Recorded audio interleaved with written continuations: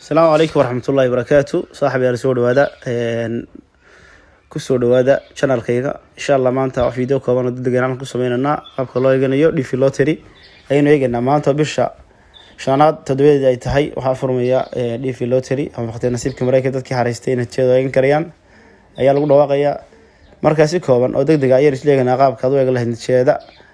مركز واحد لقى رجعنا هيشتو confirmation number كاجي أسيف جريستي first time kii u horeeyay xilligii u horeysay aad saf garaystay ayaa laga doonaya waaye sida halkeen ugu qoran qadii aad ku xareystay markii aad xareysanaysay aad saf garaystay halkaas sara inuu noo muuqato waxaan ugu qoran magacaagii internet name xoogaha ay leedahay yara seeri saaray confirmation number baad u baahan tahay 2023 ayaan weeye iyo date of birth saddex qodob baad u baahanaysaa markaas waaye marka halkaan imaanana browser markaan imaano waxaan ku qoranaa DV lottery ayaan ku qoranaa DV lottery waaye marka inta qoro website u horeeya .gov u dameyso marka website xagga dambe iska leeyahay website badan oo fake jira oo maartay laga sameystay marka aan kiisa rasmiga ahayn ka official ka dawladda Mareykanka state department-ga marka dfprogram.state.gov way u dameyso markaas kaaseen ku dhufanana markaas waaye halka markaan ku dhufano waxay noo soo baxaya marka website-ki thank you electronic diversity visa program waayahay halkan waxaan ugu qoran macluumaad baan kala duwan baan ugu qoran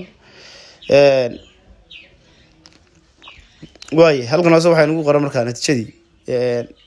soo eegay 23 22 labadaba markaas oo sii furay 22 wali waa furay yahay ilaa wuxuu furnaanayaa 30ka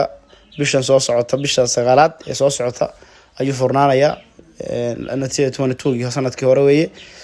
waayahay natiijada sanadka cusubna waa bilaabmaysaa markaas check status waa ku dhufanaysaa waayahay halkan soo dhow leeyahay continue ma oranaya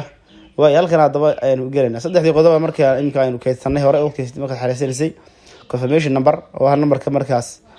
ku gaarka way sanadka u horeeya marba saad 22 atahay 22 ay ugu horeeya hadii kala 2023 baa ku xiga family ma magac u dambeeya last name kaaga magacaaga saddexaad ee awga ee barta gelinaysa yaay sanadka dalatay kaliya halka waa education number waa numberkaas aad gelinaysaa halka kaaga muuqda ayaad gelinaysaa kadib submit baad leedahay rajada ku soo dhawaaqaya markaas waayo hadaba aan isla eegno saddexda qodob halka inagu qoro kuwan kan koowaad waa internet name first waa maxay waa kan waa internet name kaas magacaagi weey marka magacaaga oo laga doonayo magaca u dambeeya kaliya qoraysa waliba xagga hore soo gala magaca u dambeeya xagga hore mariyaan marka lambarka ugu horeeya marka halka ku qoran magaca ooga ayaad soo gelinaysaa confirmation number waa 2023 waa ugu horeeya oo yeerka markaas hadda sanadkii hore ayagana sana 2022 ayaa la geliyay markaas waaye date of birth halkaas ku qorayay waad gelinaysaa markaas saddexda qodob baa laga baahay oo kaliya saddexda qodob baad halkan gelinaysaa waayahay markaad gashato education marka koodka ay security-ga waad gelinaysaa kadib submit baad leedahay submit ayaa leedahay marka aanu ma buuxin hadda ina bixiga rabaa marka submit baad leedahay markaas kadib waxa ku soo baxay natiijadii inaad guuleystay waxaad ku ogaanaysaa waxa ugu soo baxaya qoraal you have been selected hadii lagu soo qoro waa maartay macnaha waxa weeye waad ku guuleystay fursadaas hadii you have not been selected not waa weyn aad aragtana marka waxay ka dhigan tahay maadan ku guuleysan markaas